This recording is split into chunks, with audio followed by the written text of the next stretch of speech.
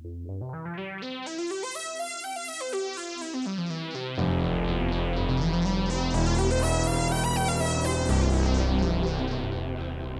and welcome. You are listening to an informed take on current events brought to you by law students and staff of Queen's University Belfast. This is LawPod.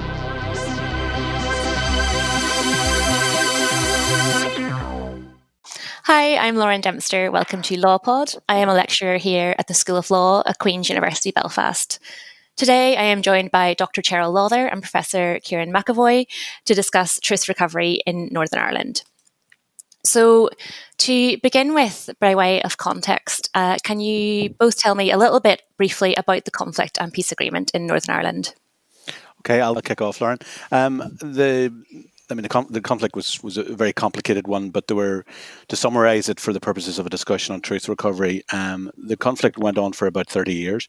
So there were three main protagonists to the conflict. There were Republicans who were seeking a united Ireland. There were Loyalists who were seeking to protect the union with Britain. And there was the British state as the third protagonist in the conflict. It was a brutal and a nasty conflict. 3,700 people lost their lives during it. Over 40,000 people were injured, and indeed, in some surveys that were done by the Victims Commission, up to a third of the adult population actually meet the statutory definition of being a victim. So the conflict directly affected large swathes of our population. It came to an end formally in 1984 with the Loyalist and Republican ceasefires. In 1998, we had the Good Friday Agreement. The Good Friday Agreement addressed a range of issues in the conflict, including the establishment of a devolved assembly in Northern Ireland, North-South relations between the Republic and Northern Ireland, and East-West relations between Britain and the island of Ireland. It was a complicated piece of work, but the one thing that was left out of the Good Friday Agreement was an overarching mechanism to deal with the past. A lot of analogous peace agreements would contain, for example, a truth commission, but I think a lot of the people who were involved in the negotiation of the Good Friday Agreement felt that it was already complicated enough to get that deal over the line, and therefore an overarching mechanism to deal with the past was not included, and as a result of that. Okay, so given that absence then, Kieran, can you tell us about the main attempts that we've seen since then to address the legacy of past violence, I guess obviously with a particular focus on truth recovery? So what we've seen is a piecemeal approach in effect, wherein the criminal justice process has stepped in and been involved in different aspects of dealing with the past. So for example, the inquest system has been very prominent, inquests into controversial deaths, which had happened during the conflict. And we've had a range of public inquiries into particular controversial events. Probably the most high profile one is the Savile inquiry into the deaths of 11 civilians in Bloody Sunday. We've had work done by the Police Ombudsman's Office investigating allegations of malfeasance involving the police, and former Chief Constable Sir Hugh Ward also established a police-led investigative mechanism, the Historical Inquiries Team, to carry out an investigation of all originally unresolved deaths, but all deaths during the conflict were reviewed as well. The wheels came off that for a range of complicated political reasons. So that's what we've had. We've had a bit of a mess, to be frank, that these different bits of the criminal justice system attempting to address it.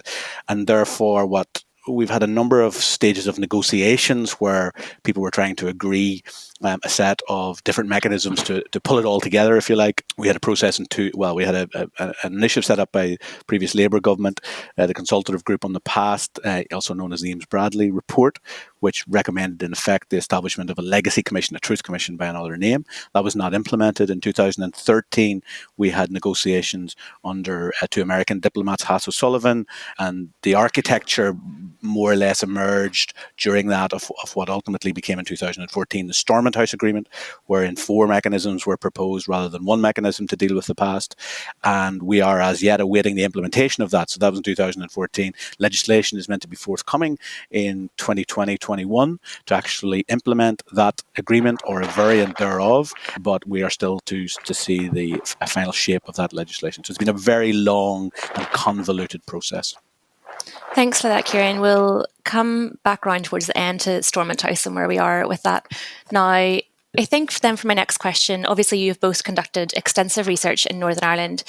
So could you both tell me, perhaps, in addition to these formal mechanisms that we've seen and formal proposals that we've seen, could you tell me about any sort of informal or grassroots-led forms of truth recovery you've come across, for example, community-led efforts or the work of particular victims groups or NGOs?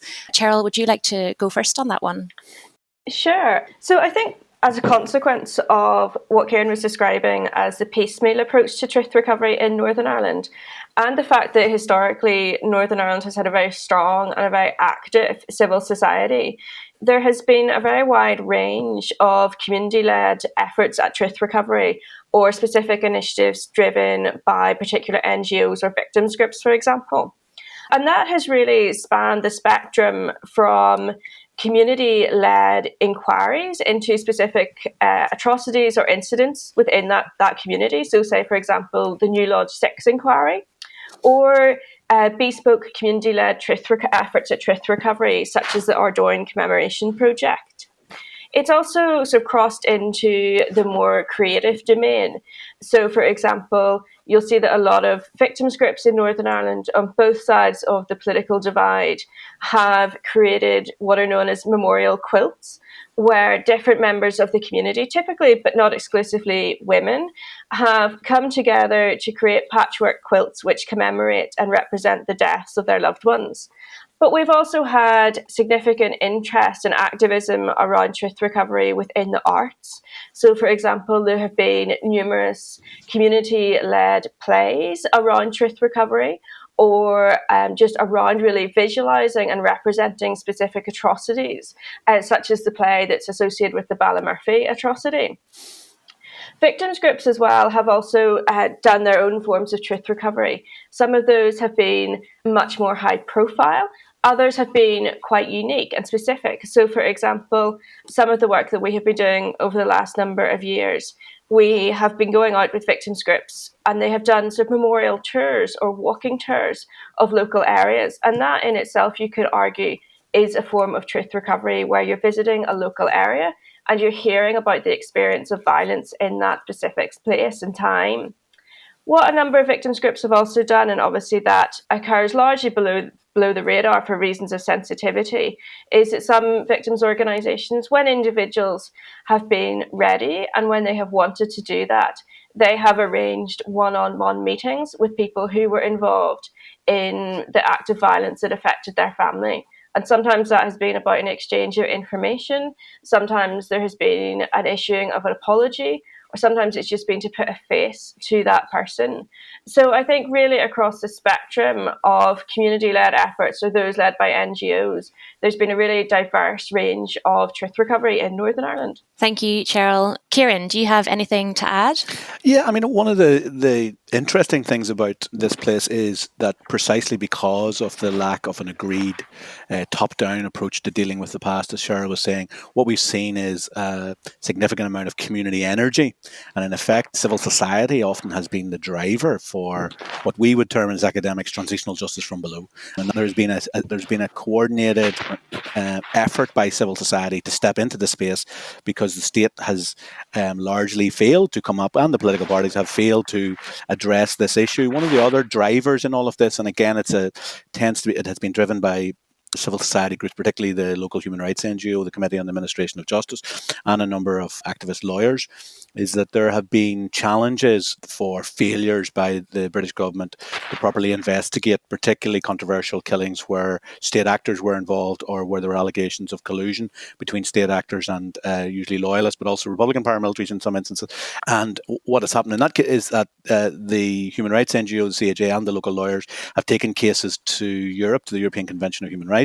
The British government has been found to be in breach of its international legal obligations under the ECHR, and in a particular Article 2, which guarantees the right to an effective investigation after a state killing. And so what's happened there is that legal framework, which again is driven largely from below, from litigation, has been, if you like, it has come up from the activism from below, and it has framed the discussions and the conversations that the state and the political parties have had to negotiate. So everything that has been done so far in the legacy process, the key watchword has been that it has to be Article 2 compliant. And it's been quite interesting, I think, for us as academics to see just how that language has become normalized. And one will often see in community meetings where community activists will be talking about Article 2 and they know what they're talking about. So it's been a really interesting process here where the language of law has become normalized into that civil society activism that we've been talking about. Thank you both for that. Cheryl, I want to come back to you now. Obviously, you've carried out substantial research on the relationship between unionism in particular and truth recovery in Northern Ireland. Can you tell us a bit more about the politics of truth recovery here?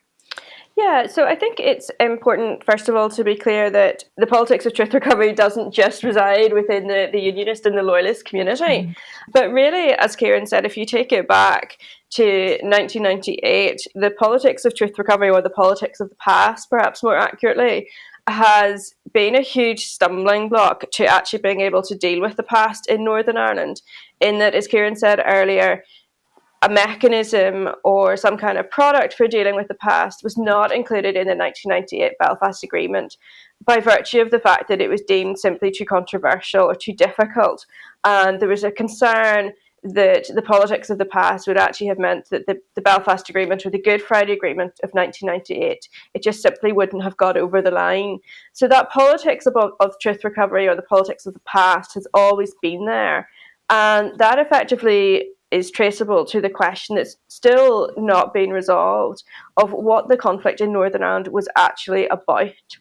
And so from a unionist perspective on that, the unionist perspective on the conflict in Northern Ireland is that this was an act of terrorism or an act of criminality, and that the security forces were involved in securing peace and order and effectively holding the line in Northern Ireland. And tied into that then is the definition of victimhood that is favoured within the unionist community, or the broad unionist community. And that is despite the fact that we have the Victims and Survivors Order of 2006, which provides the legal definition of a victim, which is an inclusive definition of victimhood. Unionist political elites and members of the security forces in particular have favoured a very strict division between innocent and guilty victims. And they term guilty victims those who became victims as a result of their participation in conflict, particularly and specifically those who were members of paramilitary organisations. And so that backdrop around a narrative of the security forces having to hold the line and securing peace and order, and a strict division between who was on the side of good and who was on the side of causing mayhem in Northern Ireland, has very much conditioned their attitudes towards truth recovery. And so certainly within unionist political elites and members of the security forces who are much closely associated with the Royal Ulster Constabulary, the previous police force in Northern Ireland, their attitude to truth recovery is it would disrupt that narrative of blamelessness, that it would suggest that the state and indeed the security forces were in some way to blame for some of the events of the conflict and some of the causes of the conflict in Northern Ireland. So there is a narrative of innocence and a narrative of blamelessness in there.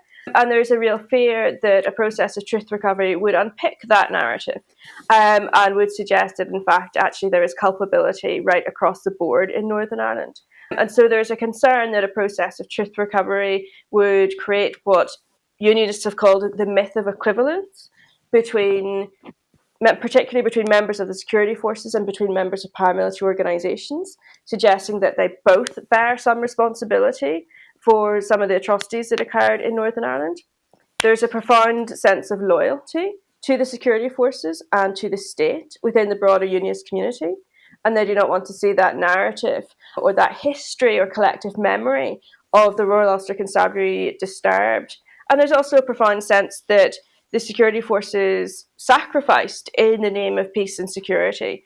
And so to unpick the details of the past and perhaps cast a less positive light on their activities during the conflict would be to betray that sacrifice.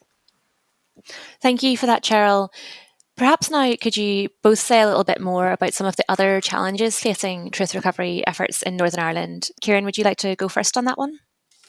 Yeah, I mean, I suppose the biggest challenge at the moment in the dealing with the past debate is around the issue of pressure at Westminster for an amnesty for British soldiers who served here during the conflict, which would presumably also extend to the police and members of the security services, MI5 and so forth. And there's a significant political pressure around that issue. There are a small number of prosecutions, conflict prosecutions that are in train, and I think there's 5 or 6 soldiers in the system, as well as the majority have been paramilitaries, but there are 5 or 6 soldiers who are going through the courts at the moment. None of them will serve more than 2 years. But despite the long negotiations involving the 2 governments and the 5 political parties and the commitments that were made around the Stormont House Agreement, there is a recklessness to the current government and the current Conservative government around this issue. And there's a determination that no British soldier will serve a day in prison. And from my perspective at least, that intent is oblivious to the consequences of that drive for impunity for the local political accommodations that were made here around dealing with the past. For me, that's the biggest challenge at the moment, is trying to inform and educate the Conservative government at the moment, and backbench Conservatives in particular, around the risks associated with a drive towards impunity for British soldiers. From my own perspective, I think that there are lawful ways to deal with the past and indeed to keep people out of prison, and to honour the previous agreements that were made. But that's a little bit detailed and a little bit complicated, and sometimes one thinks that politicians across the water have the attention span of a gnat when you try to explain some of these issues. So for me, that's the biggest challenge at the moment, is that drive for impunity coming from Westminster for former soldiers. Thank you, Kieran. Cheryl, do you want to come in on this question about the other challenges facing truth recovery here? Sure, absolutely. And I think it's very much a layered process, or an intersection of different layers and different challenges when we talk about the problems facing truth recovery in Northern Ireland. And as Kieran has said, like, the broader politics and the relationship between the Westminster government and what has actually happened and continues to happen in Northern Ireland is highly problematic. But then when we also take that back to the more local level, the Northern Ireland level, there's a very interesting podcast last week done by the BBC Red Lines production, featuring the Lord Chief Justice Sir Declan Morgan.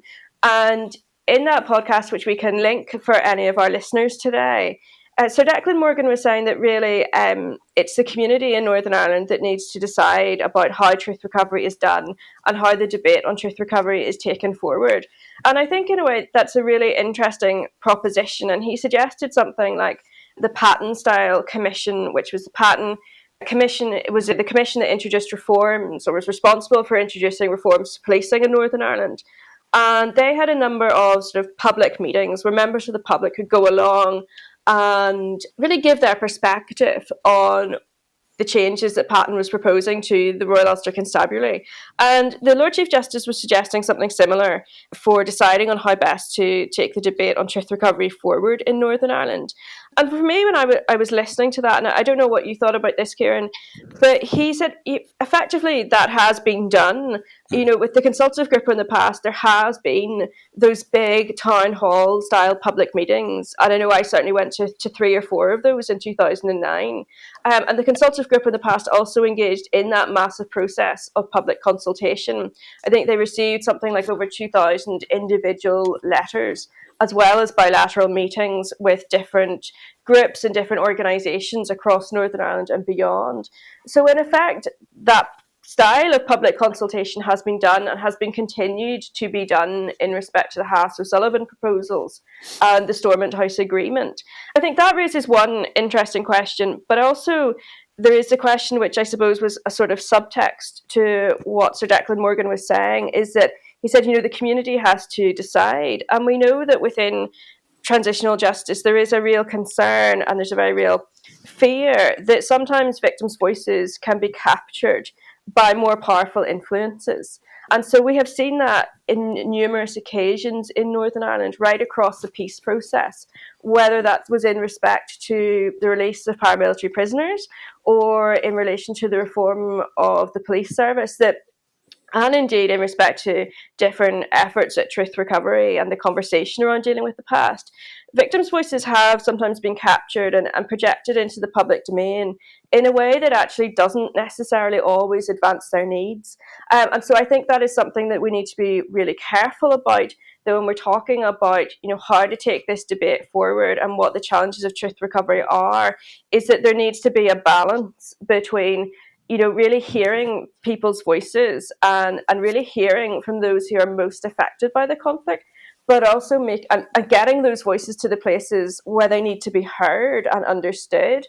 But by the same token, making sure that those voices are not used to retrench the politics of the past. And I think, just to maybe kind of conclude my contribution to this question, the other challenge in there is from a very human perspective. And that perspective is, we are now sitting in September 2020. Many victims and survivors who were affected by the conflict, and whether they, are still looking for some form of truth or information about what happened to their loved one, those individuals are aging. And the chances of getting that piece of information or that little piece of truth that they desire is ever decreasing by the day. So I think there is a huge time challenge as well here. Thank you both. There is a lot of food for thought in there. I guess my final question then for today would be for you, Kieran. Obviously, you, along with a number of colleagues, have been doing a lot of work around legacy in Northern Ireland. Perhaps you could briefly tell us a little bit more about that work and give us a sense of the current state of play. Okay, well, the Stormont House Agreement was agreed in 2014. It had 4 components. So instead of having a truth commission, in effect, we had a disaggregated 4 different mechanisms for doing different things. So the plan was to establish a historical investigations unit, a police-led investigative mechanism, primarily function of which is to bring truth to families, but also the potential for prosecution. So that's one element of it. The second is a body called the Independent Commission on Information Retrieval, which is a body essentially allowed, it's taken from the model of the disappeared here in Northern Ireland, wherein people were able to provide information, and that information couldn't be used for prosecutorial purposes. So ex-combatants or former state actors could provide information which would be designed to bring some closure to victims, and that couldn't be used for prosecutions. The third mechanism is a thing called the Oral History Archive, and the idea is to take storytelling as a way of capturing the experiences, not just directly of victims, but also of others who are directly affected by the conflict. So, for example, you could be looking at the children of people affected by the conflict. You could be looking at people who served in the ambulance service, teachers, the way in which conflict affected the whole community, not just here in Northern Ireland, but also in Britain and in the Republic. And then the fourth mechanism it's a mechanism which is designed to pull together the individualistic focus of the other 3 and to put that together into one big picture narrative as to what happened during the conflict. And that's called the Implementation and Reconciliation Group. And the idea was to have political appointees who'd be overseeing the work of a team of academics who would write up, in effect, the history of the conflict. That also was extremely controversial, as you can imagine, given the idea that you appoint politicians to then govern what academics say or don't say in terms of writing the big picture history. That was agreed in 2014. Draft legislation eventually emerged, and the government has basically dragged its feet. And then in March 2020, in the context where the British government is introducing it's called the Overseas Operations Bill. It's in effect a presumptive amnesty for soldiers who served in overseas theatres, Iraq, Afghanistan, etc., that they can't be prosecuted after 5 years. That legislation is coming now. It's due for second reading the end of this month, in September 2020. And when that announcement was made, at the same time, the Secretary of State for Northern Ireland said equivalent legislation will be forthcoming for veterans who served in Northern Ireland. So in effect, this was driving a coach and horses through the Stormont House Agreement. And he also went on to say that while they were moving away from the Stormont House Agreement, they were sticking to the principle of it. And he was talking about something like investigations light or something. I mean, it was it was made up on the spot kind of policy, essentially. It was a page and a half of fairly content free, fairly rule of law free kind of discussion, very populist. And there's a strong sense, I think, from those of us who follow legacy matters closely here. It had all of the trappings of Number 10 itself, and potentially Dominic Cummins, the the Prime Minister's Chief of Staff. And so there was a breezy arrogance to it without engagement to the detail. So that's where we're at the moment. We have a piece of legislation which is, as I said, due for second reading on soldiers who have served overseas, presumption of an amnesty for them. And there will undoubtedly be efforts by backbench Conservatives to introduce amendments to that, to extend that legislation to include people who served in Northern Ireland, soldiers who served in Northern Ireland. If that happens, the Stormont House Agreement, I think, to all intents and purposes, is dead. If the government holds its line and says, well, no, we're going to do a separate legislation for Northern Ireland, and then we'll see the shape of that, I would imagine, probably the spring of 2021, and then we'll see what Stormont House Light actually looks like. But it is fair to say that that idea of Stormont House Light has gone down extremely badly with the Irish government, who signed the Stormont House Agreement with the other and with a number of the other local political parties, and this would all have to be agreed in the Stormont Assembly. So the idea that you would get any kind of consensus on something driven through by the British government primarily to afford impunity to British soldiers, then getting that through the Northern Ireland Assembly would seem highly unlikely to me. So we're in a very difficult space, Lauren. I think we are in a very, very difficult space. It's also not clear to me how any of the breezy, arrogant suggestions coming since in 2020 from the current government would meet the standards of Article 2, the legal requirements of the European Convention of Human Rights. So it's a pretty dark place. Thank you, Kieran, and thanks to both of you for your contributions. You have been listening to LawPod, an informed take on current events, brought to you by the law students and staff at Queen's University Belfast. This episode was produced by Richard Somerville. Our theme music is by Colonel Chocolate and the Justice Triangle. LawPod is funded by the Queen's University Law School. Thank you to Cheryl Lawther and Kieran McEvoy. Please follow us on Twitter at QUB LawPod. For more information, you can also visit our website, lawpod.org, and please have a look in the show notes for more information about the topics covered today. You can find us on iTunes, Spotify, or anywhere else you get your podcasts. Thanks for listening. I am Lauren Dempster, and this was LawPod.